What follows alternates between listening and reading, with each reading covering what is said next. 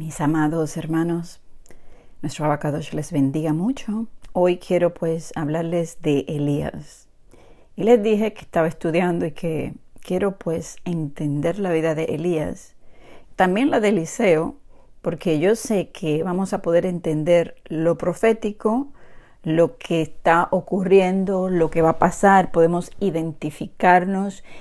Y siempre he pensado que debe haber señales en la vida de Elías que son para nuestra vida, por la razón que luego le voy a explicar, porque la escritura nos dice que Juan preparó el camino del Adón, y no es eso exactamente lo que estamos haciendo nosotros, y que Elías vendría de nuevo y restauraría todas las cosas. Pero sabemos que cuando vino Juan, que era el Elías prometido, el primero, Juan no era Elías, es que Juan tenía el Espíritu Santo que tenía Elías, que es lo mismo que tenemos nosotros. Entonces hay un ministerio que debemos llevar, esa reconciliación, esa confrontación con el pecado, esa vida quizás solitaria, como Juan, como Elías en el desierto, pero que a la vez vamos a bendecir a otros que luego saldrán y harán. ¿Por qué? Porque Juan estuvo solo en el desierto, sin embargo muchos acudían a él. Y el mismo Yeshua dice que hicieron con él lo que quisieron. Al final lo echan a la cárcel. Él no tenía temor de enfrentarse a los líderes y por eso le costó la vida. Entonces le cortan la cabeza. Entonces vemos también que en común tiene Elías, que hace lo mismo. Él confronta al rey Acab, a Jezabel, y lo andan buscando. Y todos estos puntos los vamos a ir entendiendo, porque de todo este ministerio de Elías, de Juan, similar al que tenemos muchos de nosotros, vamos a bendecir a otros y saldrán estos Eliseos, estos que van a llevar el mensaje y que van a accionar y van a actuar en esa doble porción, en ese poder para los tiempos postreros. Y de esta es la manera que yo lo veo. Entonces, a medida que vamos entendiendo la vida de Elías, podemos identificarnos en ciertas áreas, en muchas áreas como él, y entender, o sea, la vida de él. Podemos entender quizás nuestra vida y saber que lo que hacemos quizás es plan del Eterno, y pienso que es así. Si estamos en la presencia de él y entendemos cómo él actúa o actuaba con los profetas, podemos entender que puede actuar de la misma manera con nosotros, porque él no cambia, él es el mismo. Entonces yo quiero que vayamos a la vida de Elías cuando él comienza. Y vamos a ver en Primera de Reyes, capítulo 17. Y dice: entonces Elías Tisbita, que era de los moradores de Galaad, dijo a Acab. Acab es el rey de Israel. Vive Yahweh, Elohim de Israel, en cuya presencia estoy, que no habrá lluvia ni rocío en estos años, sino por mi palabra. Ahora, muchas veces hemos leído esto, lo hemos leído, pero no nos hemos detenido en las palabras que él acaba de emitir y el por qué las dijo en frente del rey Acab. Acab era el esposo de Jezabel. Israel estaba en una idolatría, en una apostasía impresionante. Entonces, una de las cosas que aquí me llaman la atención, y por eso le puse al tema, el título, escóndete en el arroyo de Kerit. Y vamos a ver el por qué es lo que pasa aquí. Primero, el rey Acab y Jezabel y todos ellos, le servían a Baal, al cual llamaban Dios de la lluvia y del trueno. Imagínense. Entonces, Elías aparece en un tiempo de apostasía y, como quien dice, tú le sirves a Baal, al Dios supuesto de la lluvia. Pues mira, por el Elohim verdadero, el que vive para siempre, Yahweh, Elohim de Israel, en cuya presencia estoy, o sea, estoy en la presencia de él, y eso, vamos ahí, a ese punto. Ya no habrá lluvia ni rocío. O sea, vamos a ver si es verdad que tu Dios, al que tú le sirves, siendo tú, rey de Israel, Y recuerden que luego, y vamos a hablar de eso, cuando él se confronta con él, porque él lo anda buscando, y dijo que él estaba turbando al pueblo, y él le dijo, no, tú y el pueblo, ustedes han dejado la ley de Elohim. Entonces, ¿para servir a qué? A los Baales. Y recuerden entonces ahí donde viene que ellos buscan a los falsos profetas y ellos están esperando que su Dios, ¿verdad? El Dios de la lluvia, pues ejecute, pero no pasa nada. Entonces, esa fue ahí donde el mismo, pues, Elías, pues, clama al Elohim verdadero y eso lo vamos a leer también después, pero vamos a ir por parte porque no quiero concentrarme primero en esto y yo sé que vamos a aprender bastante de la vida de Elías. Mire, Elías, fíjese que la descripción que da de él es como un desconocido. Fulano, el que mora allá, en esa región. Ahí no dice, vino el gran profeta, el gran escogido. No. Un hombre común. O sea, fíjese que no fue, por ejemplo, como Jeremías, te escogí y te envié y te di por profeta a las naciones. No como Isaías, que tiene ese encuentro con la presencia. Entonces, ¿quién irá? Y él dijo, heme aquí, envíame a mí. Y el mismo Ezequiel, que se le presenta un llamamiento a los 30, que era donde se llamaba y que era pues sacerdote, Cohen. Y entonces se le muestra esa visión. O sea, ahí no hay nada de esa presentación de Elías. Nada. Elías, el que vive allá en Galaad. Ni siquiera se dice de qué tribu era. Ni siquiera. No se da mucho de él. Entonces, ahí vemos la sencillez similar a los que le hablé anteriormente de Juan, quien se fue al desierto y abandonó todo lo que le correspondía para humillarse, pero sí estaba en la presencia de Elohim. No viene con grandezas, abandona pues sus vestidos hermosos y se viste de pues tela de camello, de piel de camello, con un cinturón, igual que Elías. O sea, los dos eran personas que acostumbraban pues estar buscando la presencia y la palabra en el desierto, en la soledad. Y ahí tiene la relación de ellos. No están con, yo soy el sacerdote, el hijo de fulano. No, nada. Entonces, aquí, Elías aparece en este tiempo de apostasía. Y es un nadie, tisbita, morador de Galaad. No había nada especial, ni profeta, ni que Elohim dijo, un justo encontré, mira Elías. No. Y por eso la Escritura nos dice que era un hombre normal, como nosotros, con pasiones, emociones y motivaciones, vulnerable. Pero algo tenía Elías que vivía en la presencia de Elohim. Y él lo declara. Y cuando él lo declara, dice ante cual presencia yo estoy, Elohim vivo, el Elohim de Israel, el verdadero. Él declara aquí que él estaba en la presencia de él, lo declara, lo reconoce quién es él, Elohim vivo, el rey de Israel, y a la vez pues conocía las escrituras.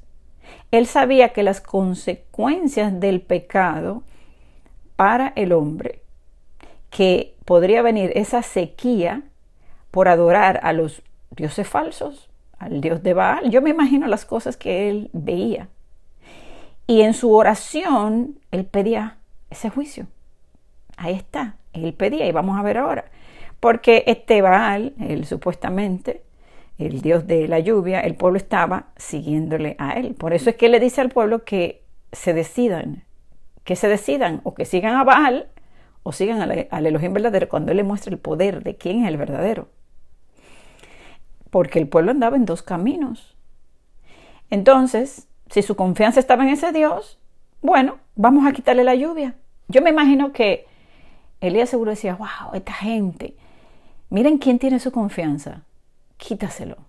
Quítale en lo que confían. A ver si te van a buscar. Hay mucha gente que tiene puesta su confianza en el dinero, en sus posiciones. ¿Sí? ¿Y qué hace Elohim? Le quita lo que tiene para que le busque.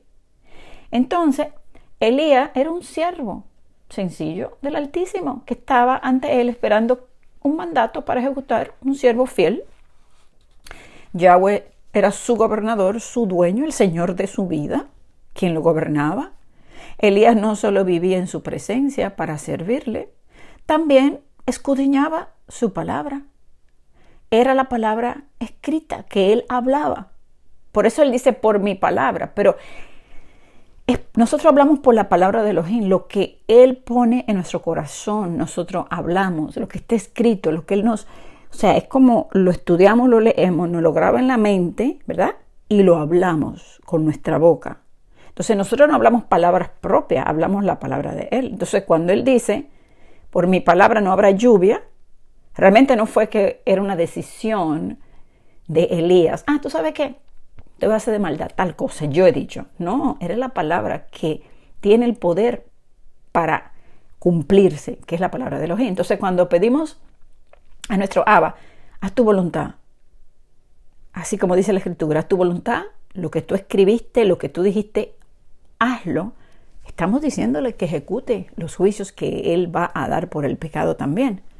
Entonces, tú declaras la palabra escrita. Porque ahora es tu palabra que está en tu mente, en tu corazón. Si yo digo, los juicios vienen, los impíos serán consumidos, viene hambre, no es porque yo quiero, es porque la palabra de Él se hizo una realidad en mi vida. Yo lo percibí, yo lo entendí, yo lo creo y yo lo hablo. Y se cumple. Entonces, por eso es que en los 2 testigos dice que ellos tienen el poder para cerrar los cielos para que no llueva. Por eso mucha gente piensa que es que Elías va a resucitar o no sé, o se va a encarnar o no sé. O sea, la gente habla tantas cosas, Elías que viene, y no habla de eso, porque cuando él dice que Elías vendrá, luego dice que Juan es el Elías que habría de venir. O sea, está hablando que es alguien en el ministerio de Elías. Y cuando dice que también vendrá Elías antes de que él venga, y que ese Elías restaurará todas las cosas, es porque el mismo libro de Hechos dice que Yeshua no viene hasta la restauración de todas las cosas. ¿Y quiénes están restaurando todas las cosas? Pues Yeshua, a través de los siervos que obedecen a la palabra. Entonces, ese es el mismo ministerio de Elías. No es que va a venir Elías, como tampoco vino cuando Juan. Y eso es algo que muchos no quieren. Usted le explica esto y olvídese. No, porque él va a volver. Sí, va a durar 3,000 años, va a volver. ¿Dónde dice la Escritura que un hombre dura 3,000 años vivo? Pero que él todo lo puede.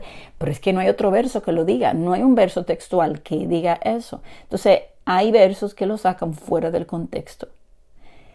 Ese es el espíritu de Elías, el Espíritu Santo, el que estaba en Juan, el que está en ti, el que está en mí. Nosotros restauramos al pueblo, los sacerdotes de su reino, para reconciliar a Israel con él. Entonces, cuando Elías le dice que por la palabra de él no iba a llover, era porque, primero lo que les dije, ellos servían a los Baales. Y su dios principal, Baal, ellos lo tenían como el dios que le proveía la lluvia, pero el que provee la lluvia es nuestro Abacadosh. Entonces le estaban dando, pues, gloria a lo falso, al mismo Satanás. Entonces él les declara una palabra que ya estaba escrita, que está en Deuteronomio, en la Torá, o sea que Elías conocía las Escrituras, y está en el verso 16-17. Vamos a leer, dice, guardaos pues que vuestro corazón no se infatúe, y os apartéis y sirváis a dioses ajenos, y os inclinéis a ellos, y se encienda el furor de Yahweh sobre vosotros, y cierre los cielos, y no haya lluvia, ni la tierra de su fruto, y mueran, perezcáis pronto de la buena tierra que os da Yahweh. ¿Por qué?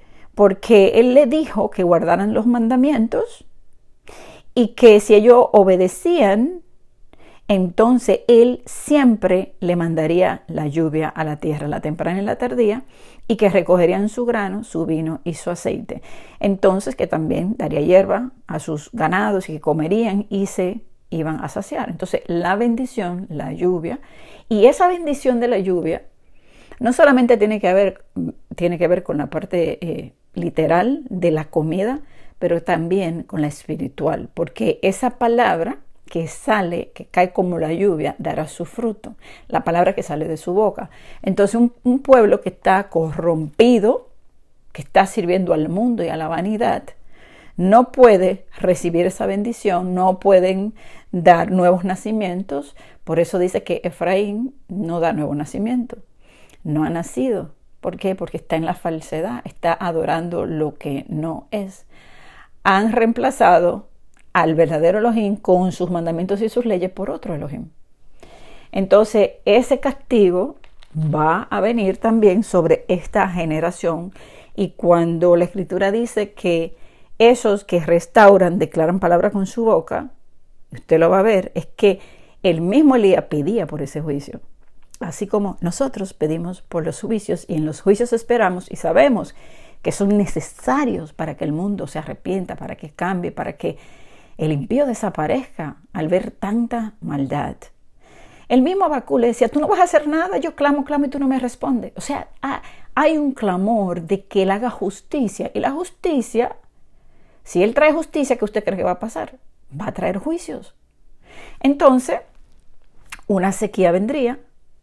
Y el punto importante de todo esto, donde debe haber una relación, y yo estoy con esto estudiando, y ustedes conmigo, de que no solamente que vemos en el libro de Apocalipsis una relación con Elías, también vemos en los dos testigos lo mismo de los 3 años y medio, 1260 días, y también vemos ese ministerio de Elías, que puede orar para que no haya lluvia, para que vengan los juicios por el pecado, y que esa palabra que sale de la boca consume a los adversarios, y cuando hay una consumación al adversario está emitiendo palabras de juicio contra aquellos que se levantan, a esos que tienen el mensaje, la palabra. Y también vemos que el mensaje de los dos testigos atormenta a los demonios que están en todos los moradores de la tierra, que adoran al antimesías y que quieren como la bestia y que eran atormentados. Entonces fíjese que todo esto tiene una relación que ver. Y si estudiamos a profundidad la vida de Elías y lo que pasó, podemos ir comprendiendo más el ministerio de los tiempos, nuestra vida, también qué tenemos que hacer. Y vamos a ir entendiendo el por qué también él le dice que se esconda en ese arroyo de Querit. Ahora, esta sequía vendría por 3 años y medio por la desaprobación divina. El pueblo tenía que ser procesado. Fueron palabras de juicio por haberse alejado de Elohim y una señal del poder y la soberanía de nuestro Abacadosh. Es como que voy a apartar mi rostro de ti. Voy a permitir esta tribulación en tu vida para que tú me busques. Entonces, otra cosa era que Elías era ferviente en la oración. Entonces, póngale atención. Reconocía, estaba en su presencia, estudiaba las escrituras, la conocía, podía entender los juicios y declararlo. Y como era ferviente en la oración, dice Santiago 5, 17, 18, que Elías oró intensamente. Con frecuencia, esto es orar fervientemente, con deseo que Elohim contestara su oración. Ejemplo, está escrito en el Apocalipsis los juicios de Elohim por el pecado, ¿verdad? Entonces, sabemos que estos juicios van a venir. Sabemos y queremos que el Mesías venga. Entonces, pedimos que se cumpla su palabra. Recuerden el librito que se come Juan, el librito que se come también Ezequiel, Ayes, Lamentaciones. Me senté en la indignación, vi todo lo que venía a pasar. El mismo Jeremías, me senté sola, me llené de indignación por los juicios. Acuérdate de mí cuando tú vengas en tu juicio, le dice Jeremías, capítulo 15. Recuérdate que por amor de ti sufro afrenta. Él sabía que los juicios venían, él le hablaba al pueblo, el pueblo no quería escuchar y el mismo Jeremías quería morirse, y tocamos ese punto, igual que el mismo Elías, y quería irse solo a un desierto a llorar. Y lo mismo estaba ahí, Elías, en esa soledad. Ahí no dice que lloró, pero yo le aseguro que su tristeza extrema, lágrimas corrían de él. Entonces, Elías pidió su juicio, fue él.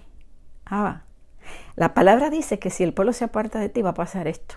Y ellos están confiando que ellos están ahí confiando en que ese es el Dios de la lluvia, quítale la lluvia, como dice tu palabra. Y oró hasta que Elohim le respondió. Entonces, estos juicios que vienen van a venir. Y nosotros somos los que oramos y pedimos que los juicios vengan. Porque queremos que venga el reino, amamos su venida y queremos que venga, pues se cumpla la palabra y venga su reino. Y a la vez hablamos con el fuego de la palabra que purifica a sí mismo a los santos, aunque hay muchos que no quieren esta palabra. Pero le hablamos de la prueba que los purifica, que le decimos que se preparen para esa prueba. Y también que ese fuego, esa palabra, destruiría a los impíos. Ahora, ¿qué vemos hoy? Piense por un momento. ¿Qué vemos hoy? ¿Cómo está el mundo? ¿Merece los juicios? ¿O decimos, es que son tan buenos todos? Mire, es que estamos tan bien. No, estamos tan bien. ¿A usted no le duele? ¿No tiene celo de la verdad de la palabra? ¿De que Él ejecute justicia ante tanta injusticia que hay en el mundo? Porque la Escritura dice que cuando Él mandó, en Ezequiel 9, que Él mandó a los ángeles de destrucción a traer los juicios, Él selló a aquellos que gemían por esos pecados, aquellos que estaban ahí pidiendo. Los mismos santos, dice que estaban debajo del altar, esas almas, dice que ellos decían, ¿hasta cuándo? Vénganos de los que están en la tierra. ¿Y cómo es la venganza? A ver, si esos santos pedían venganza sobre los que moran sobre la tierra, ¿cómo es la venganza? ¿Cuántos enemigos tenemos? ¿Cuánta muerte hay? ¿Cuántos robos? ¿Cuántas cosas están pasando? Yo no entiendo cómo que hay gente que quiere seguir viviendo en este mundo.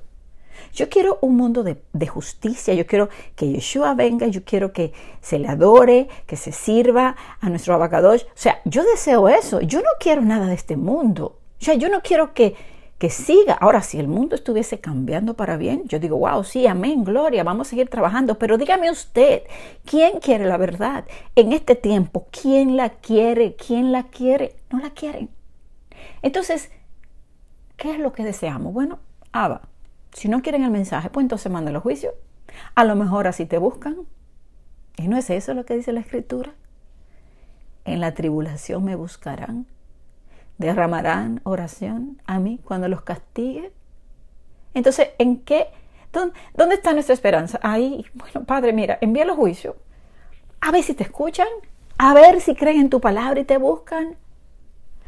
Entonces, ¿para qué queremos un mundo? Un mundo de maldad. Un mundo donde todos los días están aprobando leyes en contra de Elohim. ¿Es que acaso los corazones están tan duros que no les duele eso?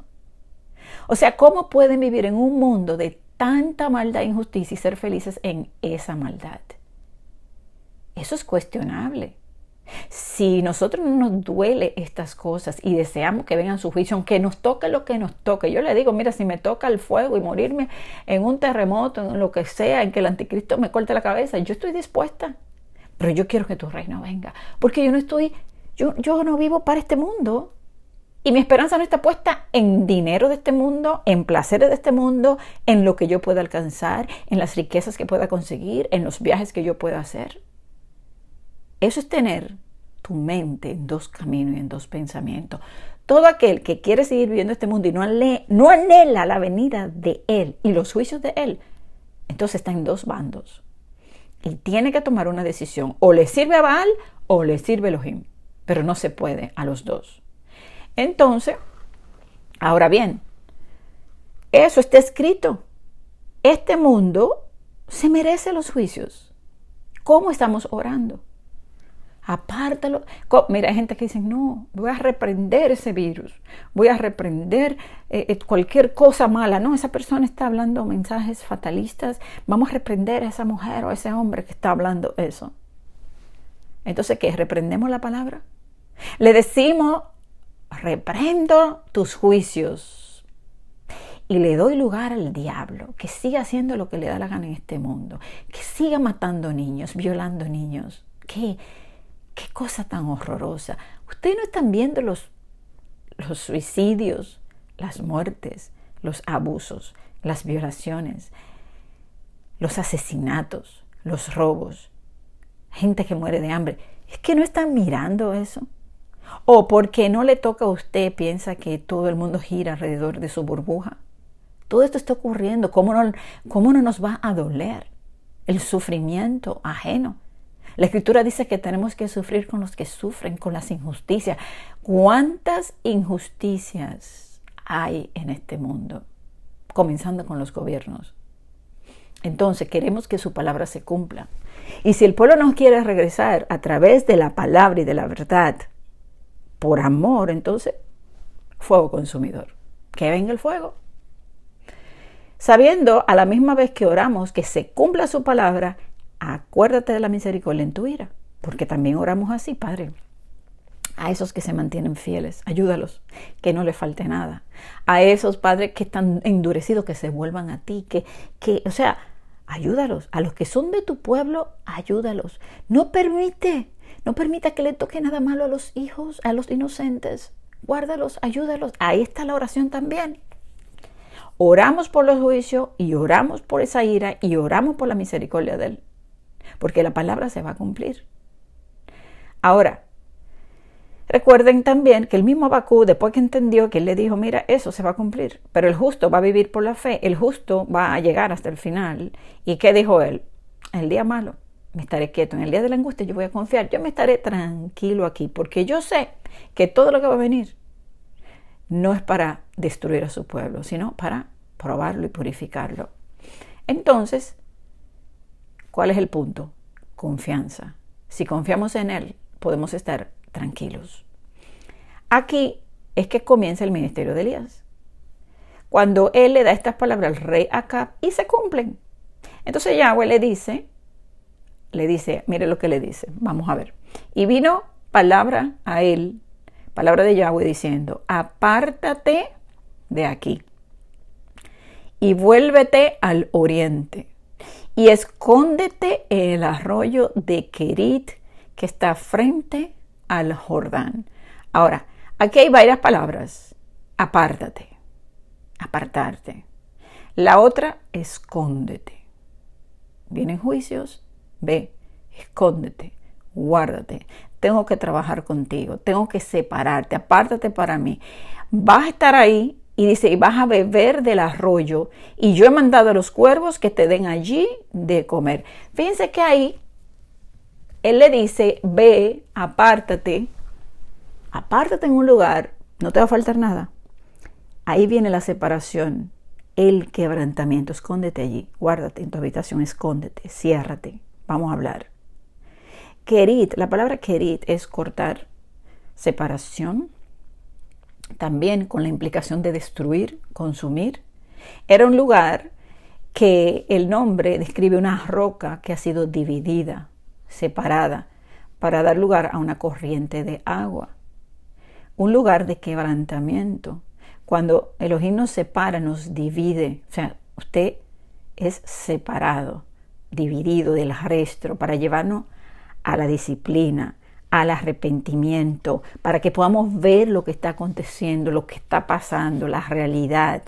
Porque este rey Acab no consideraba a Elías como un hombre santo, ni un profeta tampoco, ni nada. Recuerden, uno que mora allí, sino una persona de mal comportamiento, el alborotador, el turbador de Israel, dañino a los demás. ¿No es así que nos ven muchos? Entonces, ¿qué hace Elohim? Nos separa. Nos separa para enseñarnos a depender del poder de Él y no en nuestros propios recursos.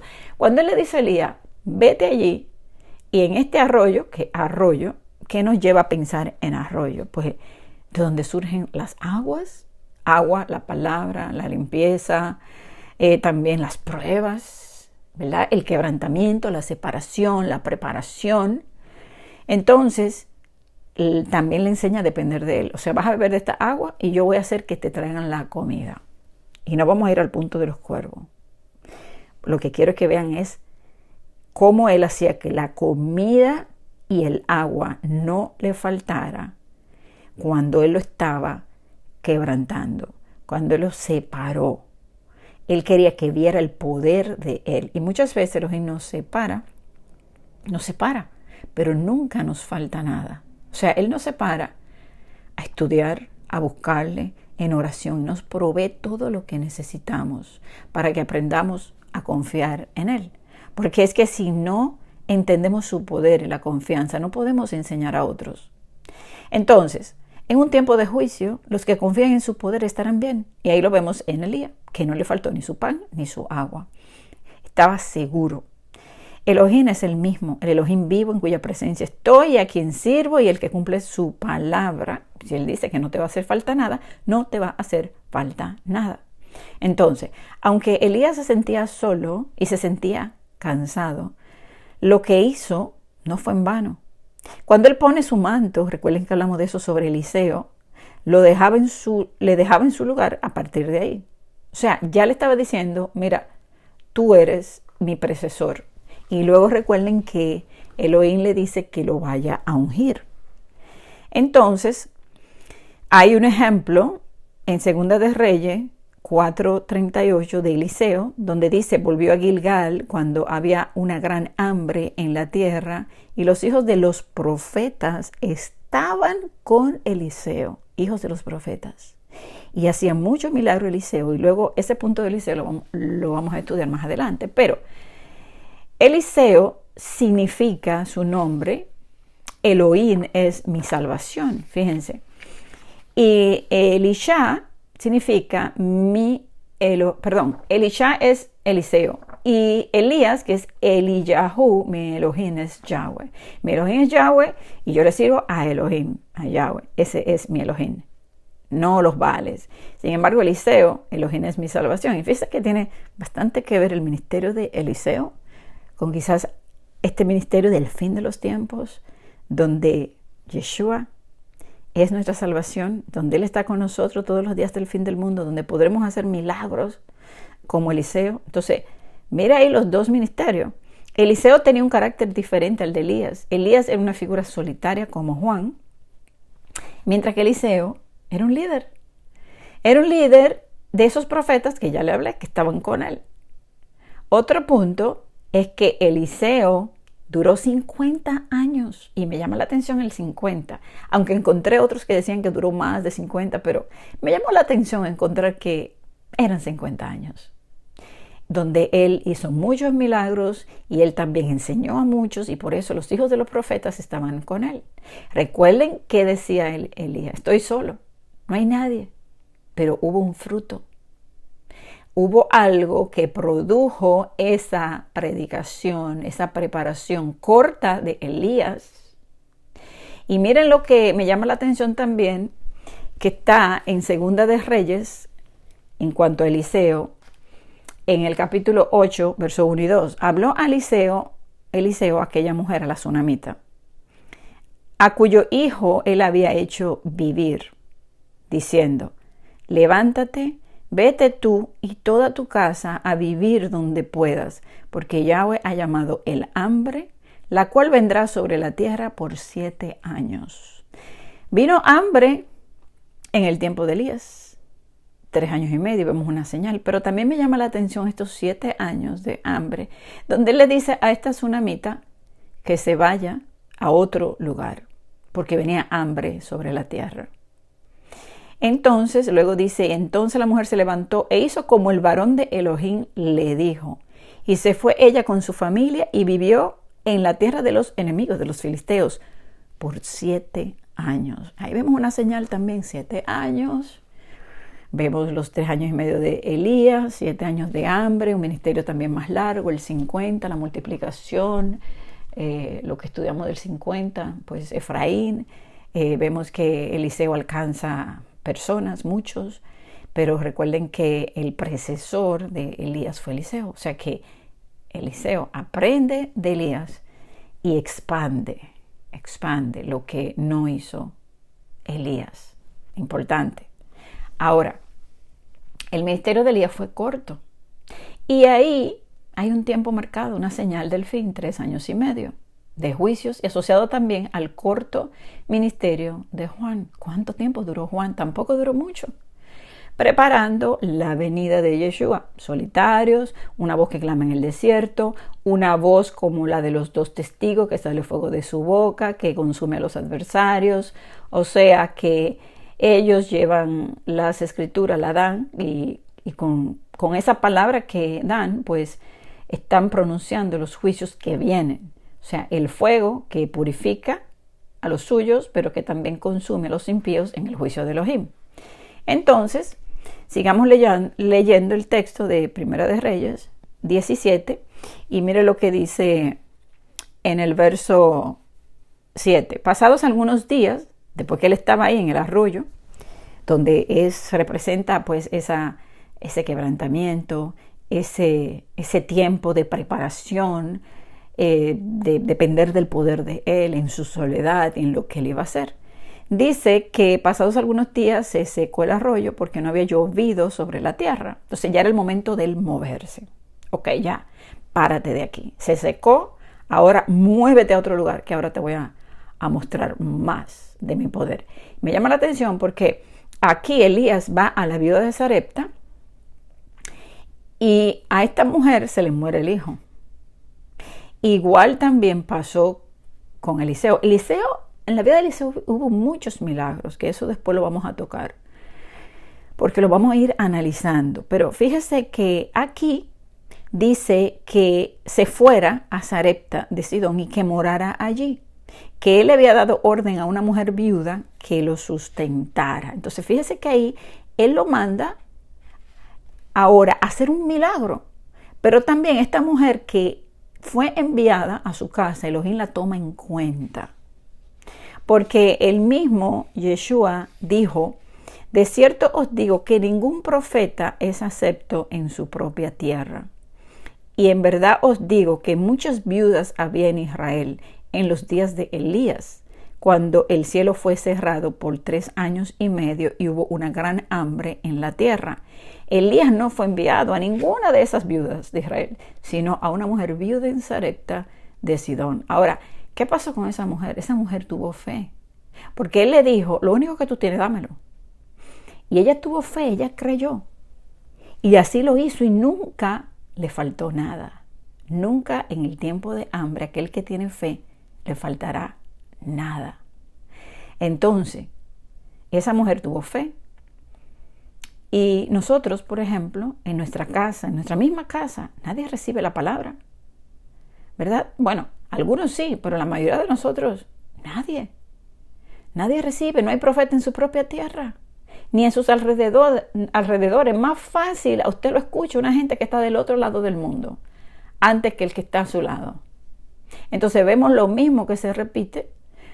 A Elías no les recibían, pero sin embargo se fue a este lugar donde esta viuda que no tenía nada, y esta viuda de Sidón, y fíjense que eso también me acuerda de la mujer sirofenicia del área de Sidón, que le dijo, ¿no?, que Yeshua dijo, wow, cuánta fe tiene esta mujer. O sea, la mujer era también una oveja de la casa de Israel, de fe.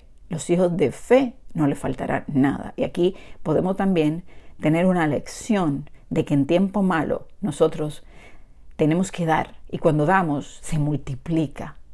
Si usted dice, ok, esta mujer dice, no, yo no voy a compartir contigo, porque esto es lo único que me queda para mí y mi hijo para que no mueran. Se van a morir como quiera, porque lo que tenía, estaban confiando en eso que tenían guardado. Sin embargo, nosotros confiamos en la multiplicación, en los milagros, en lo que Él va a hacer en un tiempo de dificultad, porque Él no cambia, Él es el mismo. Y yo creo en la multiplicación de los alimentos, yo creo en la provisión, yo creo que aunque tengamos poco, si confiamos, Él va a obrar y damos, compartimos con otro, porque ahí es que viene la acción de nuestra fe. Porque si Él le dice, dame, no, yo nada más tengo esto, no te puedo dar. ¿Cuántas personas cuando llegue ese tiempo va a decir, no, esta comida es mía, porque si yo se la doy a esta persona que se está muriendo de hambre, entonces yo me quedo sin nada? Actúe para que usted vea la mano de Elohim obrando, y a ellos no le faltó nada por todo el tiempo. Dice que la harina de la tinaja no escaseó, el aceite de la vasija menguó, conforme a la palabra que Yahweh había dicho por Elías. Y dice que se quedó allá muchos días. Y para mí, yo leyendo lo que sigue, él se quedó, para mí que se quedó casi todo ese tiempo de los 3 años y medio. Entonces, porque luego él sale y dice que va a venir lluvia. Entonces dice que se quedó muchos días y también porque Yeshua habla de estos 3 años y medio donde él estuvo con ella. Entonces, fíjese que luego el hijo de ella dice que muere. Y entonces ella va y le dice que qué pasó, que si él, o sea, dice en el verso 18, ¿has venido a mí para traer a memoria mis iniquidades y para hacer morir a mi hijo? Y él le dice, dame acá tu hijo. Entonces lo tomó en su regazo, lo llevó al aposento donde él estaba, lo puso sobre su cama y clamando Elohim dijo, Yahweh, Elohim mío, aún a la viuda en cuya casa estoy hospedado, has afligido, haciéndole morir su hijo. Y se tendió sobre el niño 3 veces y clamó a Yahweh y dijo, Yahweh, Elohim mío, te ruego que hagas volver el alma de este niño a él. Y Yahweh oyó la voz de Elías y el alma del niño volvió a él y revivió. Tomando luego Elías al niño, lo trajo del aposento a la casa y lo dio a su madre y le dijo Elías, mira, tu hijo vive.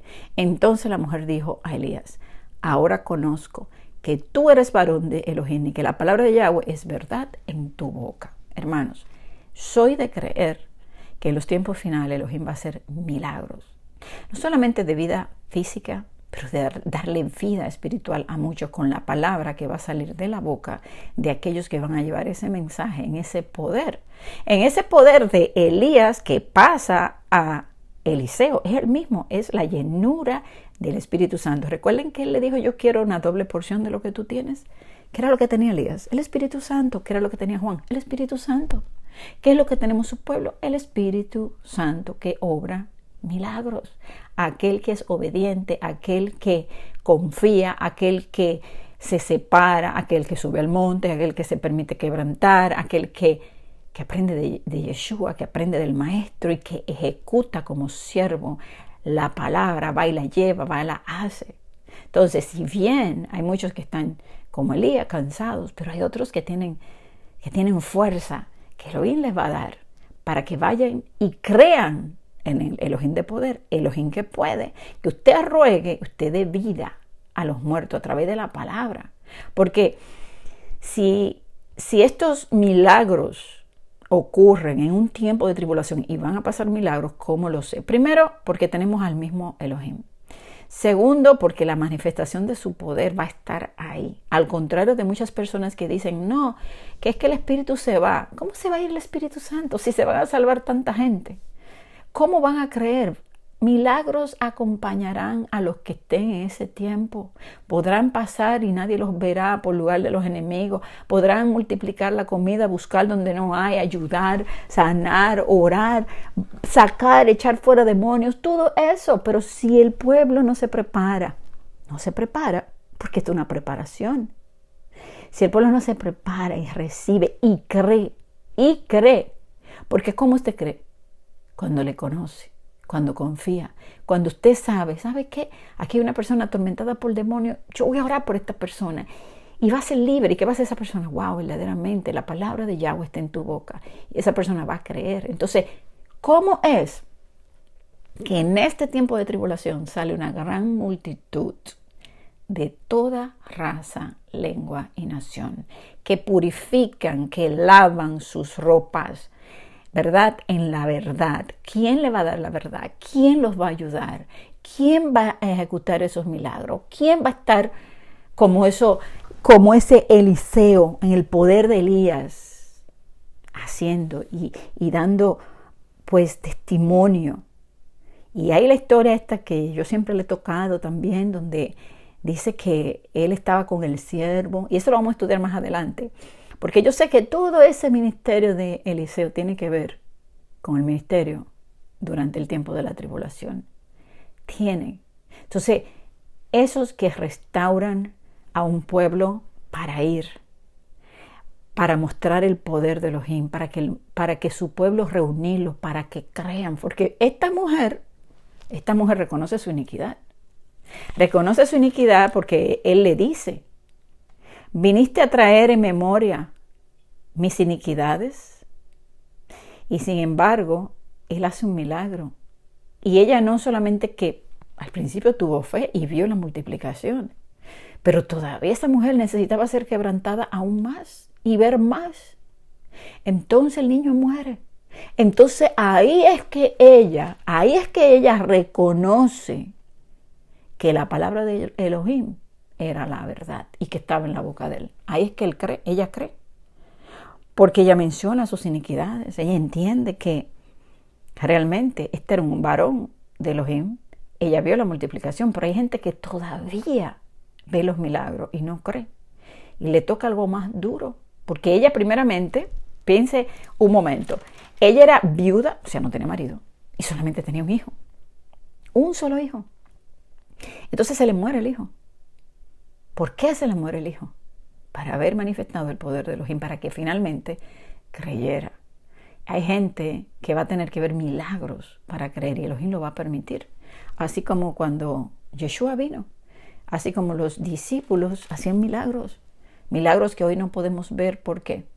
Por la incredulidad de los corazones. Pero el mismo tiempo de la persecución, en el tiempo de Yeshua, eso era lo que permitía que los milagros sucedieran.